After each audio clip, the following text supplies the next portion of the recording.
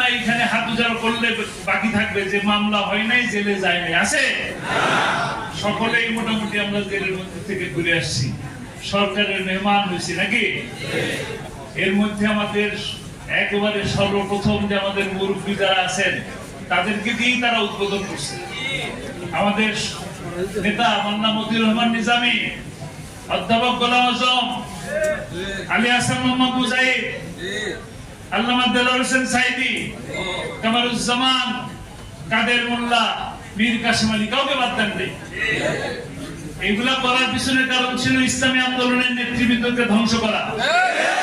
ইসলামী আন্দোলনের ইসলামী কথা বলে, কোরআনের কথা বলে, এরকম সমস্ত কণ্ঠকে নিস্তব্ধ করে দেওয়া। নিস্তব্ধ হয়েছে?